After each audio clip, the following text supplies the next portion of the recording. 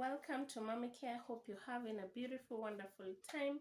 This channel is all about parenting, anything to do with children, kids, newborns. We all do that in this channel. So if you're new here, if you're watching this video for the first time, kindly make sure to subscribe to this channel.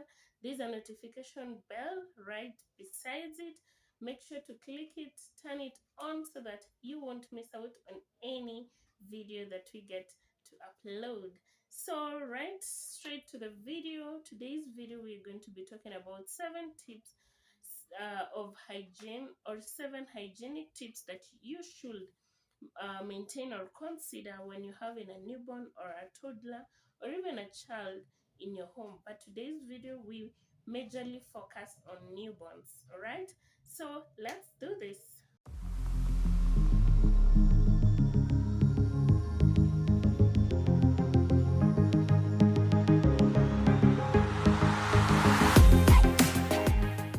So tip number 1, we are going to be looking at nails.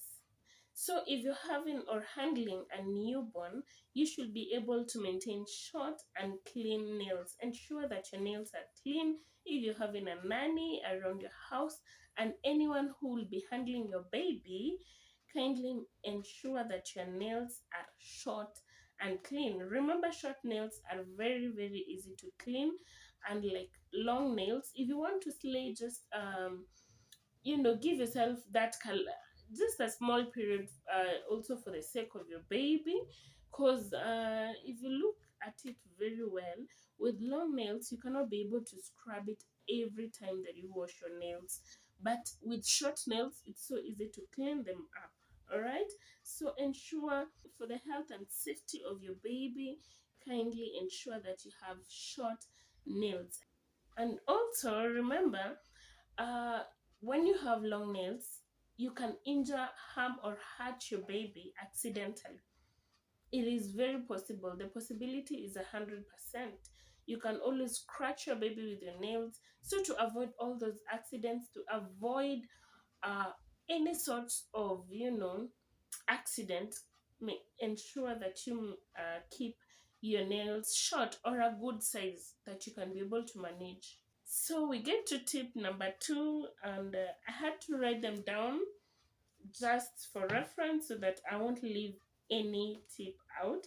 So tip number 2 is cleaning your breast and your body. If you're a mommy, you're a first-time mom, a second, a third, whichever, kindly, if you're breastfeeding your baby, remember, a newborn, it is recommended you give them exclusive breastfeeding. If you're breastfeeding your baby, make sure your breasts are always clean.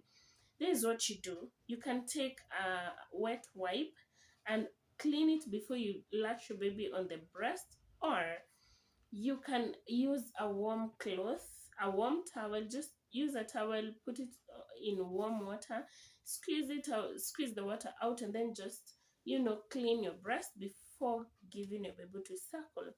That will be much healthier, because remember, you're a human being. You produce sweat, you can be sweaty and all that.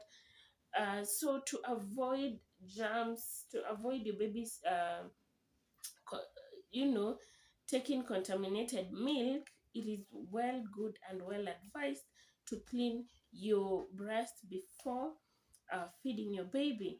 And also, considering feeding, if you're using also bottles, maybe feeding bottles, you're giving your baby nan or any other formula milk, or even you're expressing and you're feeding your baby using a bottle, ensure you clean your bottle very well and sterilize it. You can use warm salty water, not hot. Remember, with the nipple, the nipple that comes with the bottle, it's rubber. It's rubber made, and it's not good. When you use hot water, it won't be good for it. So warm water, warm salty water can do good. So ensure you clean it well and then put it in a safe place to dry out. Okay, and if possible, you can get yourself 2 or 3 bottles so that you can be able to exchange. If you're using this one, the other one you've already cleaned it, it's drying up. That will be much better. So consider those things. And also, there are women who don't, especially maybe nannies, or even some moms. I don't know, New Vivo or what. They don't maybe take a bath or something. Remember, this baby is a human being and has all five senses, and the sense of smell is part of it. If you have a bad odor and you want your baby to latch on the breast 15 minutes, because that's how it's recommended, 15 minutes on one breast, another 15 minutes, that is 30 minutes on the breast, and yet your body odor is not appealing, it's not good. Do you think it's even fair for the baby? First of all, the baby won't be comfortable because she or he is not smelling fresh air. And it's not a good conducive environment for the baby to feed on. So ensure, if it's your nanny, if it's a friend or a family member that is taking care of your baby, when feeding, make sure they're clean. Yes, and remember, cleanliness is always next to godliness. Yes, so we get to the other tip, which is tip number 3: avoid perfumes or strong scents when you're around your baby or the baby. If you're handling a baby, kindly avoid wearing on perfumes or colognes.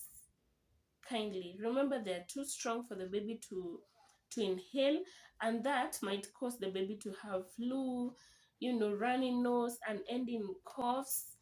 So ensure to just maintain a natural scent. If maybe you're maybe going somewhere and you want to wear your perfume, wear it a distance, a far distance, not just close to the baby, a far distance. Go wherever you're going. If you're coming back, and or if you having guests coming to maybe see the baby, or it's a friend who is coming to see the baby and will be handling the baby, kindly tell them in advance not to wear strong perfumes, because they're not the best for babies to inhale. So kindly ensure to follow that. Another tip number 4, it's change of clothes. I decided to put this as tip number 4 because just as I said with the perfume thing, if you've gone out, you have your perfume on, and then when you come back, remember your clothes are still scented. Kindly come and change them. Okay, change them to other clothes that now are scent free, so that your baby can also be comfortable around you. And with this tip number 4 of change of clothes, when you go out, remember, there's dust, there's all sorts of germs and everything that you encounter with in your errands out there. So when you come back, it's much safe. Even when you're handling the baby, you guaranteed that your baby's health is prioritized.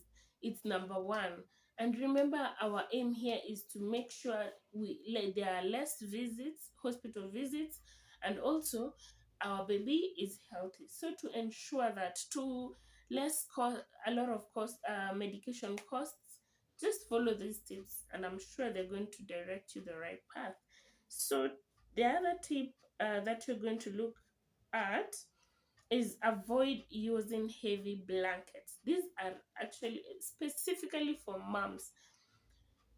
You find most of the moms, when they're taking maybe mostly kids to the clinic, their babies to the clinic, they tag along a very heavy blanket. They tend to cover the baby with a very, very heavy blanket. Okay, fine, I know you have the best interest at heart. You want your baby to be warm. But remember, even some moms cannot be able to carry the weight of the baby and the blanket itself, because it's already too heavy for them. So they end up dragging the blanket all over the streets, the town. You collect all the germs, and then at the end of the day, you're going to come and cover your baby with the same blanket. What are you doing? You're transferring germs to the baby.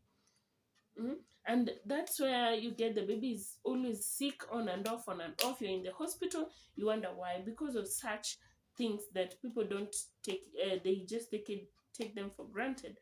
So if you want to go out, maybe you're going out for a visit, or even you're taking your baby to the clinic or wherever you're going, if it's cold, and just dress your baby warm, dress the baby with very warm clothes that you'll also feel comfortable that they are well protected, and then carry a very light shawl just to cover the baby. A very light shawl that you can always come and wash it. But for the blankets, it's washed maybe once or twice in a week. So you go out with the same blanket, you come back, the same blanket is what you're going to use to cover the baby with. So you're transferring all the germs, all the dirt, all the dust from wherever you are to the baby, which is not healthy.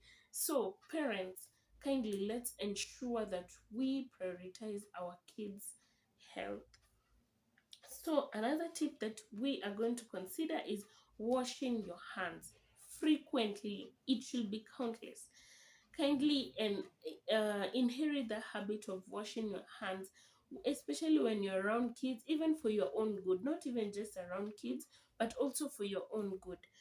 When you're having visitors coming to see, maybe to see your baby, to come visit you, and you have a toddler, ensure they wash their hands, being the first thing before they get to touch the baby. Many people don't take it friendly. They're like, this person is too proud, I don't know what. Let them say whatever they want to say, but at the end of the day, you know what you want for your baby. So make sure they wash their hands. They soap, provide soap and water, enough water. Let everyone wash their hands.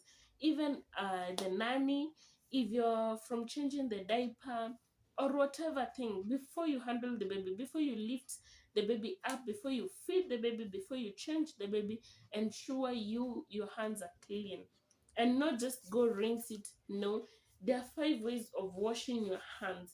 If you don't know, kindly go and Google. There are 5 professional ways of washing your hands thoroughly.